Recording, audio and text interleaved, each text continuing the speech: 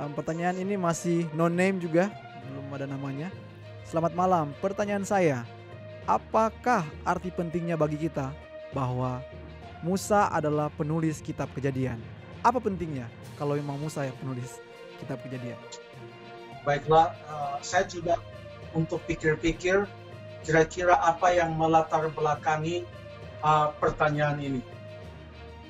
Kalau di dalam Alkitab sudah sangat jelas, karena beberapa kali Yesus juga menyatakan Taurat Musa. Contohnya di dalam Lukas pasal 24 ayat yang ke-44 dikatakan Yesus menjelaskan kepada mereka tentang Taurat Musa, lalu kemudian kitab para nabi, dan demikian juga Mazmur.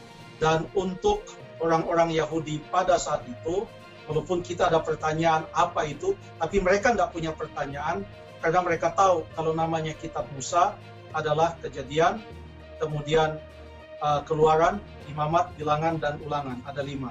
Nah, pertanyaannya adalah, apakah pentingnya bagi kita kalau Musa adalah penulis kitab Kejadian? Saya juga lagi pikir-pikir ya. Apa pentingnya bahwa Musa adalah penulis kitab Kejadian? Pentingnya adalah ini. Ada satu metode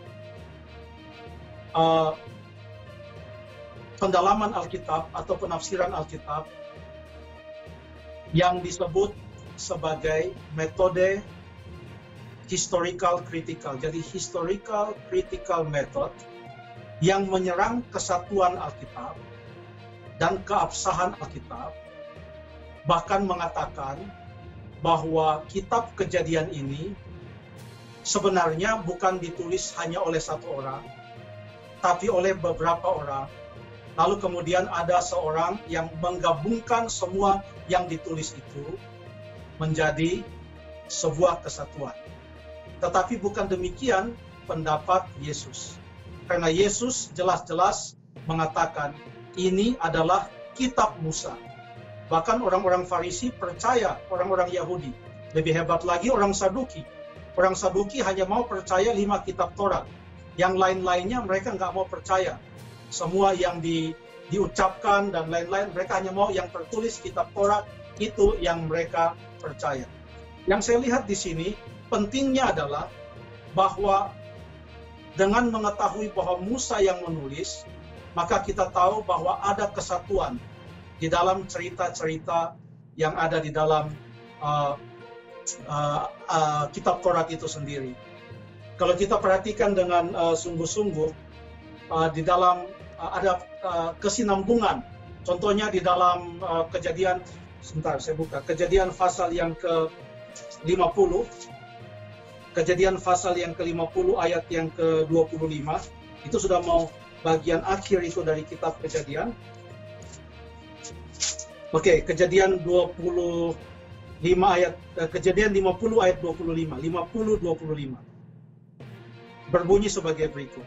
Lalu Yusuf menyuruh anak-anak Israel bersumpah, katanya, tentu Allah akan memperhatikan kami. Disebutkan tentang anak-anak Israel.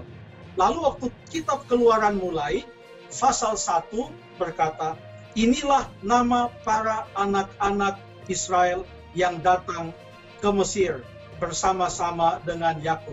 Jadi ada kesinambungan. Jadi ini membuat kita percaya kalau ada kesinambungan dari Kejadian kepada kitab Keluaran, dan di dalam kitab Keluaran ada nama-nama yang diterima oleh banyak kalangan, bukan hanya kalangan sejarawan, bahkan kaum agamawan, nama Abraham, kemudian nama Yakub, nama Musa, nama Yusuf yang ada dalam kitab Kejadian. Ini berarti kalau semua ditulis oleh Musa, maka urut-urutan sejarah itu adalah sangat jelas. Dan kalau urut-urutan sejarah ini sangat jelas, maka cerita tentang penciptaan dalam Kejadian pasal 1 dan pasal yang kedua juga adalah bahagian dari sejarah. Maka dengan demikian cerita tentang banjir besar atau air bah yang ada di dalam Kejadian 6 dan Kejadian 7 juga adalah sejarah yang benar-benar terjadi. Dengan demikian, maka bahasa yang tadinya hanya satu lalu pecah menjadi berbagai bahasa yang terdapat ceritanya dalam Kejadian 11 juga adalah dalam sejarah perjalanan dari Yakub, Abraham, kemudian Yakub, dan kemudian Ishak, dan kemudian Yakub juga ada dalam sejarah. Bangsa Israel ada dalam sejarah, semua ada dalam sejarah.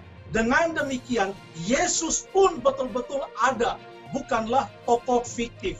Dengan demikian, Alkitab ini bukan saja menyatakan firman Tuhan dan prinsip-prinsip firman Tuhan, tapi menyatakan kepada kita sejarah dunia ini, mulai dari penciptaan yang ada dalam Kejadian yang ditulis oleh Musa, sampai kepada penciptaan kembali dalam kitab Wahyu yang ditulis di dalam 2 pasal terakhir kitab Wahyu, yaitu Wahyu pasal 21 dan Wahyu pasal yang ke-22.